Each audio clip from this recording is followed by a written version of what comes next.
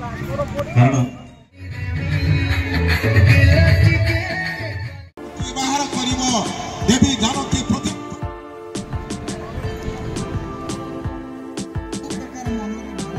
ସୃଷ୍ଟି ହେଲା ପ୍ରଭୁଙ୍କ ପାଖକୁ ଗଲେ ସବୁ ଜଣେଇଲେ। ପ୍ରଭୁ ତ ଜାଣିଛନ୍ତି ସ୍ମିତ ଭାଷ୍ୟ। ସିଏ କହିଲେ ଆରେ ଏମିତି କ'ଣ ହେଲା, ତୁମେ କ'ଣ ଏମିତି ଟିକେ ମାଆଙ୍କୁ ଚିହ୍ନି ପାରିଲନି? ସେମାନେ ପଣ୍ଡିତ ମାନେ ଆସିଥିଲେ ନା ଆପଣ ତ ନିଜେ ମୋତେ କହିଛନ୍ତି ନା କ'ଣ ହେଇଛି? ସେ କହୁଛନ୍ତି ଆମେ ରାକ୍ଷସ ହବୁ। ଏଟା ତ ଅସୁବିଧା ହେଲା, କ'ଣ କରିବା? ଇଏ କହିଲେ ତାହେଲେ ଆମେ ରାକ୍ଷସ ହେଇକି ବଞ୍ଚିବୁ କେମିତି? ଆମେ ତ ଆପଣଙ୍କ ଦର୍ଶନ ନ ପାଇଲେ ମରିଯିବା ତୁଲ୍ୟ ହବୁ। ଆମେ ମାନେ ଯାହା କହନ୍ତି ଗୋଟେ ମୃତବତ ହବୁ। ଆମେ କେମିତି ଉଦ୍ଧାର?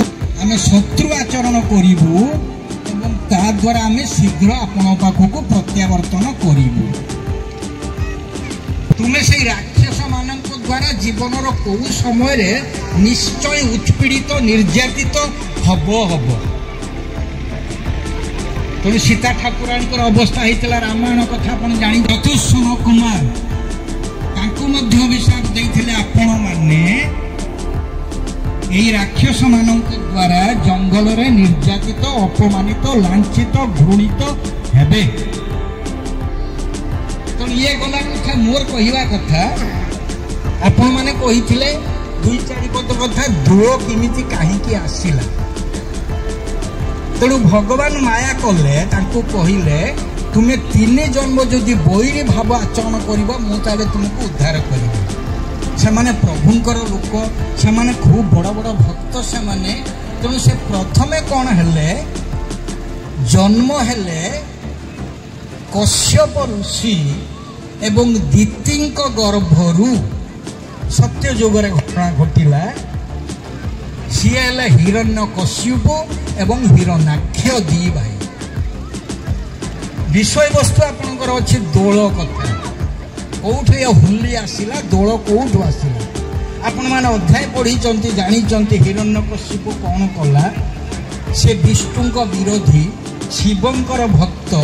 ଯାହା ବି ହଉ ପୁଅ ଜନ୍ମ ହେଲା। ସେ 4 ଭାଇ ଥିଲେ। ଇଏ ଯେଉଁ ଜନ୍ମ ହେଲେ, ଆମର ପ୍ରହ୍ଲାଦ ଜନ୍ମ ହେଲେ ଭକ୍ତ ଶିରୋମଣି, ତାଙ୍କୁ ନେଇ ଗୁରୁକୂଳରେ ଛାଡ଼ିଲେ। ସେ ଗୁରୁ ଅଧ୍ୟୟନ କରାଇଲେ, ଅଧ୍ୟାପନା କରାଇଲେ, ପାଠ ପଢ଼େଇଲେ, ସେ ସବୁ ବିଦ୍ୟାୟିତ କଲେ। ତାଙ୍କର ଏମିତି ନେଚର ହେଲା କଣ୍ଟ୍ରାଡିକ୍ଟୋରି ଟୁ ହିରଣ୍ୟକଶ୍ୟପ। କମ୍ପ୍ଲିଟ ଅଲଗା, କମ୍ପ୍ଲିଟ ପୋଲ୍ସ ଏପାର୍ଟ ଯୋଉଟା କୁହାଯାଏ। এই প্রকার নেচর সে দেখাইলে। তেমনি হিরণ্যকশিপু রাগিলে, বিরক্ত হলে, তাঙ্ক গুরুଙ୍କୁ কহিলে তুমি তাকে বুঝাও, গাড়ি দিও, দণ্ড দিও। এমিতি আস্তে আস্তে আস্তে আস্তে যোটা কহନ୍ତି টর্চিওর, মেন্টাল টর্চিওর, ফিজিক্যাল টর্চিওর, ফিজিক্যাল এলসল্ট ইত্যাদি সবুড়াক চাল্লা। কিন্তু প্রহ্লাদଙ୍କର কୌଣସି ସମୟରେ ପରିବର୍ତ୍ତନ ହେଲା ନାହିଁ। କାହିଁକିନା ସେ ଗୋଟେ ମନ୍ତ୍ର ପାଇଥିଲେ ନାରଦଙ୍କ ପାଖରୁ, ଏବଂ ନମ ଭଗବତେ ଜପ, ନମ ଭଗବତେ ଜପ କରିବା ପାଇଁ ସେ ସେଇଟାକୁ ଜପ ସବୁବେଳେ କରନ୍ତି, ଯୋଉଟା ଧ୍ରୁବଙ୍କ କ୍ଷେତ୍ରରେ ମଧ୍ୟ ହେଇଥିଲା। ହିରଣ୍ୟକଶ୍ୟପ ବିରକ୍ତ ହେଲା ପରେ, out of complete frustration and ଆଙ୍ଗର, in a fit of raise ଯୋଉଟା କୁହାଯାଏ, ସିଏ କହିଲେ ଆକୁ ତାହେଲେ କେମିତି ମୁଁ ତାକୁ ବିନାଶ କରିବି। ଆପଣମାନେ ଜାଣିଛନ୍ତି, ଶୁଣିଛନ୍ତି କେତେବେଳେ ତାଙ୍କୁ ପାହାଡ଼ରୁ ତଳକୁ ନିଆଁରେ ଯଦି ପଶିଯିବ, ନିଆଁରେ ବାହାରି ଆସିବ, ତାର କିଛି କ୍ଷତି ହବ ନାହିଁ। ସେ ଏ ପ୍ରକାର ସାଧନା କରିଥିଲା। କିଏ? ହୋଲିକା। ହିରଣ୍ୟକଶ୍ୟପ କହିଲେ ତୁ ଏଇ ପିଲାଟାକୁ ଯେମିତି ହଉ ନେଇକି ଅଗ୍ନିରେ ଦାହ କର, ତୁ ତ ନିଜେ ଦାହ ହବୁନି, ପୋଡ଼ିବୁ ନାହିଁ, ଏ ପ୍ରହ୍ଲାଦ ନିଶ୍ଚୟ ମରିବ।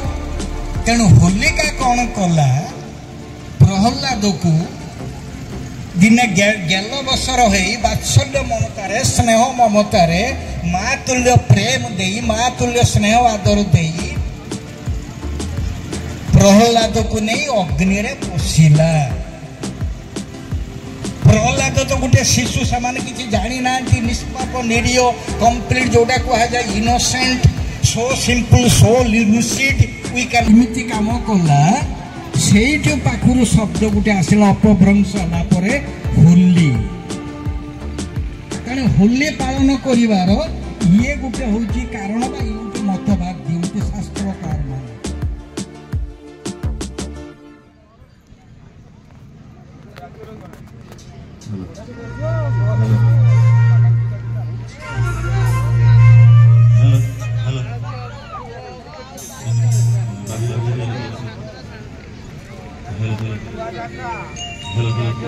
जय जगन्नाथ जय श्री राम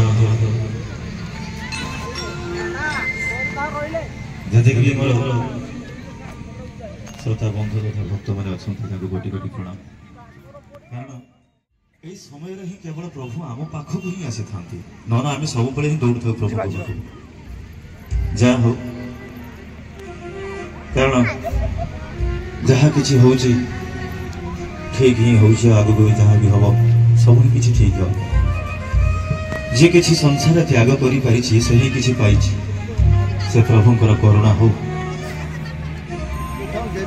अन्य किसी हो तो यही परिप्रेक्षी गोटे पुरातन भजन नौ द्वापर जुगर कथा कन्हई की माँ बहुत भल पाँच गोटे माँ जिते पिला कौटी बाहर को जाए आसवा लेट हो गई किपरि भाव से विचलित होता है ये भजन में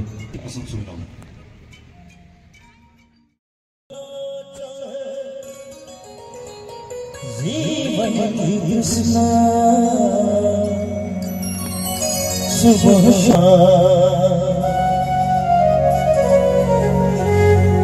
शुभ शुभ बोल वंदे कृष्ण कृष्ण जो तुम मिटाना चाहे जीवन कृष्ण जो तुम मिटाना चाहे जीवन कृष्ण शुभ कृष्ण कृष्ण